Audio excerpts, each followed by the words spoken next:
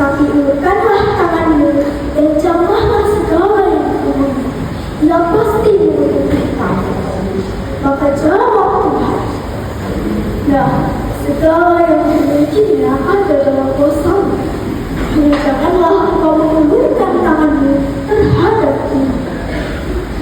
Seketika langit yang cerah berubah menjadi gelap gulita, dan saat itulah iblis mencobai Adam atas izin Tuhan.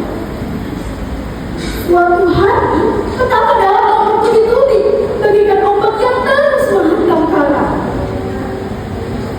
Pertama, seorang pesuruh datang dan berkata, Tuhan, lembu sapimu dirampas orang dan penjaganya telah tewas.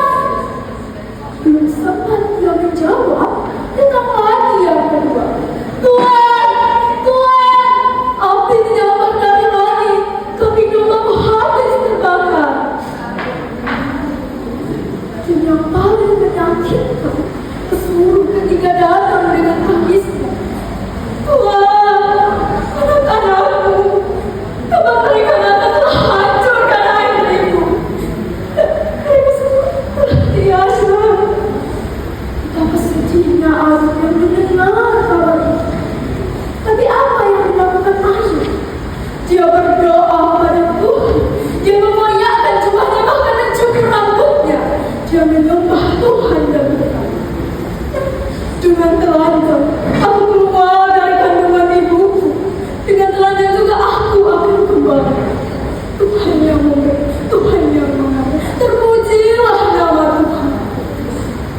Namun iblis belum puas akan hal itu. Ayub kemudian dipukul oleh bara dan telapak kaki hingga batu kepala. Ayub kemudian mengambil beling.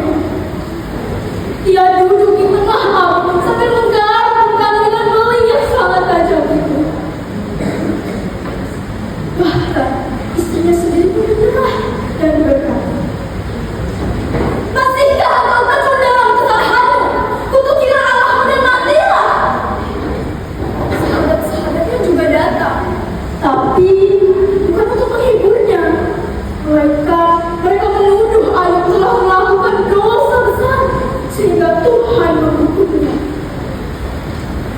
Di tengah rasa sakit itu, Ayub tetap memegang satu prinsip.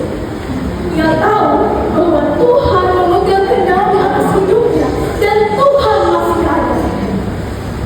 Akhirnya Tuhan menjawab Ayub dari dalam dada. Tuhan tidak menjelaskan mengapa penderitaan itu terjadi, tapi Tuhan menyadarkan Ayub bahwa pemikiran manusia sangat kecil dibandingkan hikmatnya yang menciptakan alam semesta. Ayub pun sadar dan merendahkan diri dan berkata, hanya dari kata saja aku mendengar tentang kau, tapi sekarang mataku sendiri memandang kau. Apa yang terjadi setelah Ayub berdoa?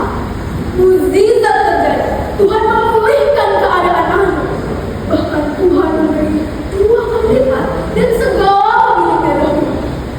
Ayub hidup bahagia sampai masa tuanya. Teman-teman yang terkasih, dari kisah Ayub ini kita bisa belajar tentang 2 hal.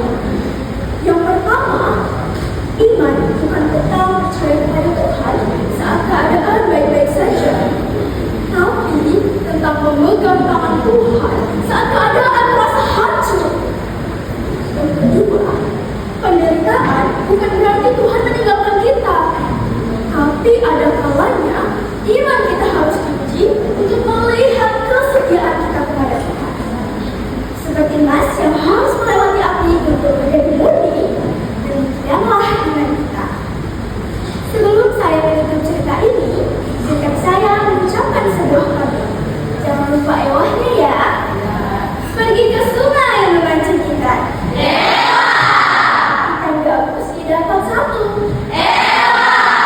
Kesetiaan Ayub kita jadikan pelita hidup di setiap waktu. Sekian dan terima kasih. Tuhan Yesus memberkati.